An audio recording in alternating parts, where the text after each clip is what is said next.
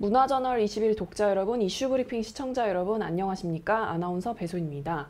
2021년 5월 두 번째 이슈 브리핑입니다.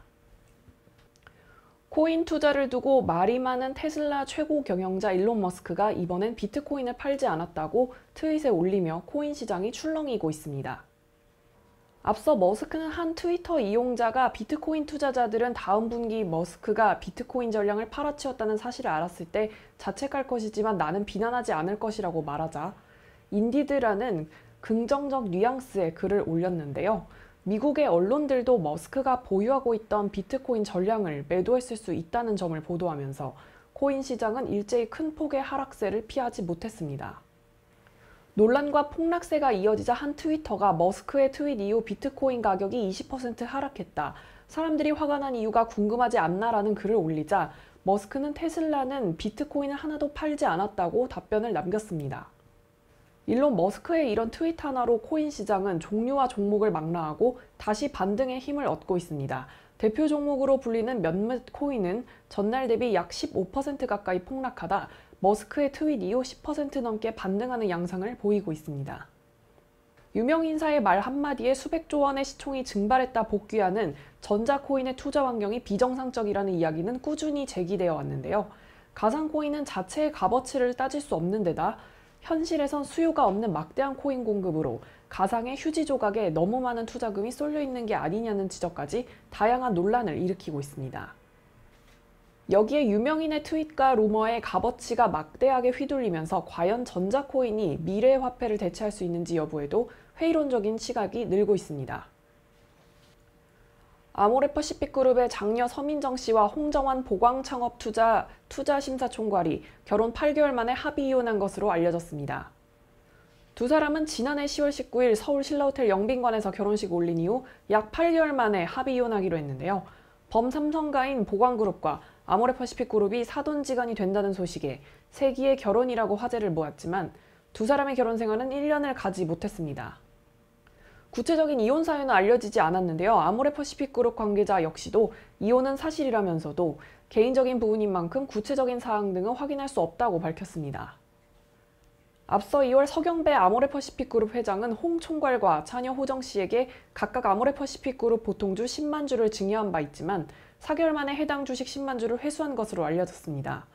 증여 회수로 서 회장의 지분율은 보통주 기준 53.66%에서 53.78%로 늘었습니다. 대한민국에 불어온 부동산 투기 광풍이 가시지 않는 가운데 LH 땅 투기에 이어 이번엔 부정한 방법으로 특별 공급을 받은 공무원들이 적발되면서 논란이 되고 있습니다. 관세청의 한 산하기관이 세종시 이전 대상도 아닌데 세종시에 신청사를 짓고 직원들에게 아파트 특별 공급을 했기 때문인데요. 이 산하기관은 유령청사를 짓기 위해 170억 원이라는 자금을 투입한 것으로 알려졌습니다. 권영세 국민의힘 의원실은 관세청이 세종시의 관세평가분류원 청사를 짓겠다는 계획을 2015년 수립했지만 이전 대상 기관에서 제외됐다는 사실을 인지한 뒤에도 청사 공정률이 50%에 이른다는 이유로 공사를 강행했다고 밝혔습니다. 관평원 세종시 청사는 지난해 5월 완공됐지만 현재 비어있는 상태입니다.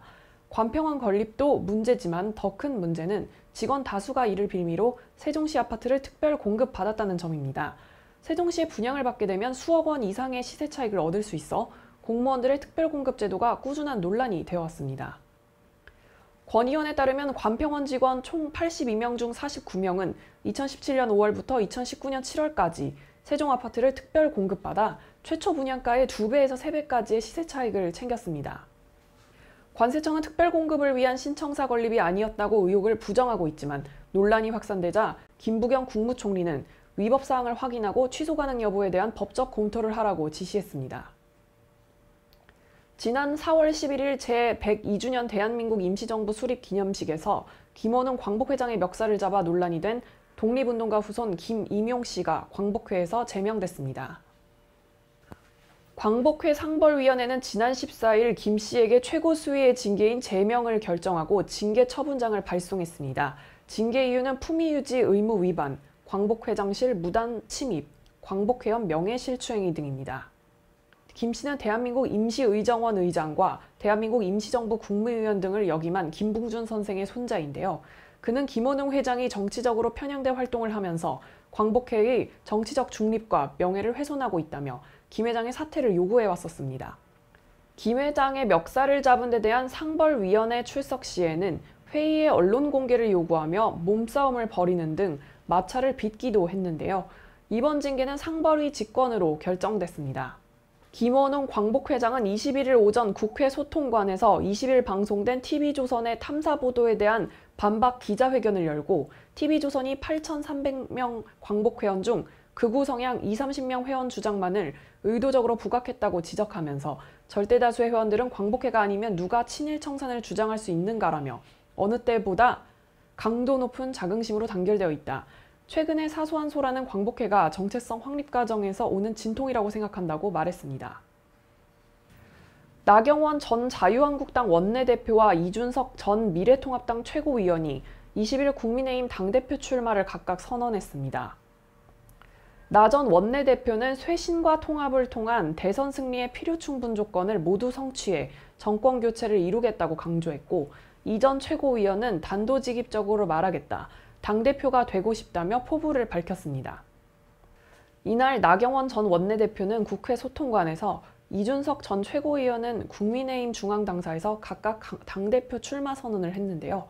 나경원 전 원내대표는 지역, 세대, 계층, 가치 차이를 극복해 모두 녹여내겠다며 기존 지지층을 포함한 세력 확장을, 이 전 최고위원은 극단적 주장과의 결별로 중도층을 적극 공략해 세 확장을 꾀하겠다는 전략을 내세운 모습이었습니다.